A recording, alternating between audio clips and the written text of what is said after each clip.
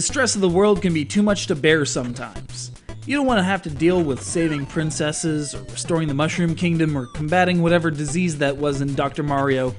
Nope, sometimes your brain can only contemplate two distinct thoughts: move and hit things with a hammer. Wrecking Crew is the game for those times.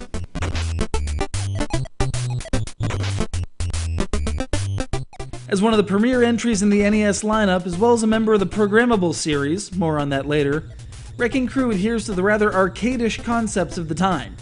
Beat the high score, get more score, score, score. Because when there's a level select right on the top screen, no codes or nothing, that's the only real measure of progress. So how do you rack up the score? You take your hammer and you hit things.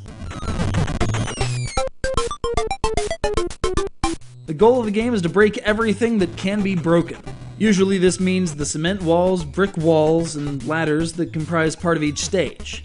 Also littered about are non-destructible ladders, platforms, impassable barrels, bombs which annihilate everything near them, Mario Brothers-esque fireballs which occasionally graze the battlefield, the jerk-headed Foreman Spike, strange sentient wrenches, and eggplant men.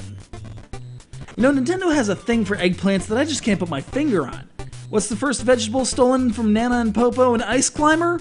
Eggplants.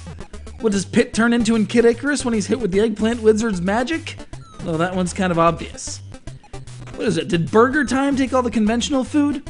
Why not evil poblanos or vicious leeks or other things that go better in soup? Anyway, your only method of dispatching these foes is by dropping barrels on them or opening a door and allowing them to pass into the background layer where they can't hurt you. Though that Spike Joker isn't above smashing a wall in your face just to knock you down. I'm fairly certain that's a union violation.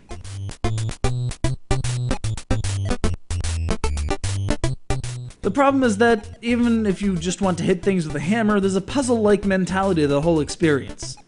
Do you take out this ladder now or leave it there in case you need to shake a wrench off your tail or avoid a fireball? Do you knock down this support or leave it there? And what about bomb timing? It's more than just a full-on destruction fest, which leads me to the design mode. Yes, it's the programmable series for a reason. In this case, you get to design your own stage from scratch, placing the ladders, targets, foes, and whatnot wherever you desire. You can even save and load your creations if you have a Famicom data recorder tape drive. Ever seen a Commodore data set? Exactly. But since I'm speaking English and you're probably not considering importing a Famicom complete with FDR and a copy of this game, the net result is there are also two options that cause the game to crash. This is fixed, however, for the Virtual Console releases both on Wii and 3DS.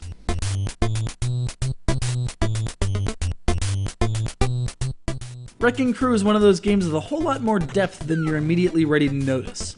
Especially as the levels get higher, the likelihood of your needing a rage reset because you, or that jerk-faced Spike, knocked down the only ladder that would get you up to the top of the stage just grows and grows.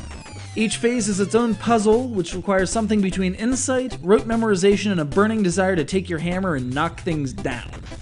A sequel, Wrecking Crew 98, was produced for the Super Famicom in, well, I'll let you guess the year. Saw a very small production run though and is currently going for about $100 on most auction sites. Maybe if the Jolly Fat Man is kind to me this winter, I'll be able to pick up a copy. Maybe. Or I'll just hit him with a hammer.